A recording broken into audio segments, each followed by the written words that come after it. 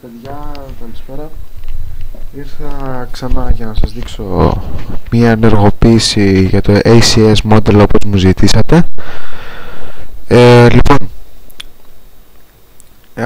πάμε στο browser μας, στο Mozilla. Έχουμε αυτό εδώ πέρα το link. Σωστά? Ωραία. Το κατεβάσαμε. Το έχουμε στο import 4. Εδώ πέρα. Είναι αυτό εδώ πέρα. Παίρνουμε το φάκελο και το πάμε στον τοπικό δίσκο. Το κρατών. Περιμένετε λίγο, επειδή το χάσαμε. Βασικά να ανοίξουμε ένα καινούριο φάκελο.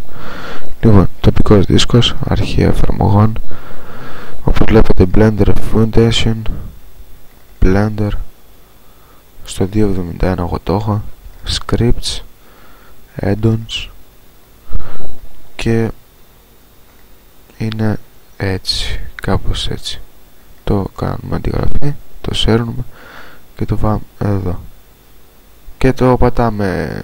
Εγώ το έχω ήδη αντιγραφή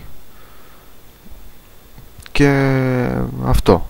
Ωραία. Λοιπόν, αυτή ήταν η δουλειά και πατάμε ναι εδώ πέρα. Ας πατήσω και εγώ ναι, να το κάνω έτσι για να μην νομίζετε ότι σας κοροϊδεύω. Να γίνει το ίδιο, μετακίνηση και αντικατάσταση.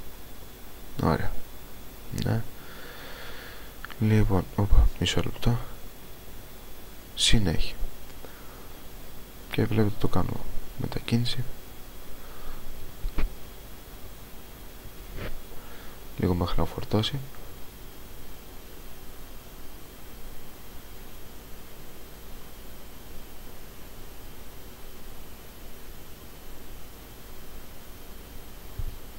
Ωραία. Έχει φτάσει στη μέση περίπου. Περιμένουμε, τελείωσε. Ωραία. Είμαστε εδώ. Να το. Πάμε στο Blender. Έχει μπει μέσα το φάκελο σε αυτό το αρχείο που κατεβάσαμε. Στο Blender ανοίγουμε το Blender. Εγώ το ανοίγω από εδώ πέρα. Περιμένουμε να ανοίξει.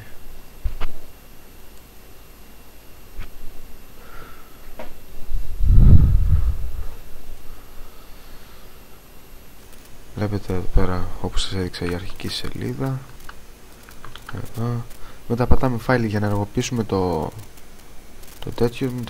ACM μας. Πατάμε user preference εδώ, στο all.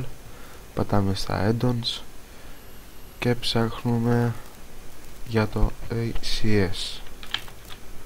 Ωραία. Να το, εδώ πέρα θα πατήσετε εδώ πέρα το tick και μετά ένα save user settings εδώ, και μετά το κλείνετε και είναι κανονικά εδώ μέσα, και μετά κάνετε το import όπως σας έδειξα και τα λοιπά.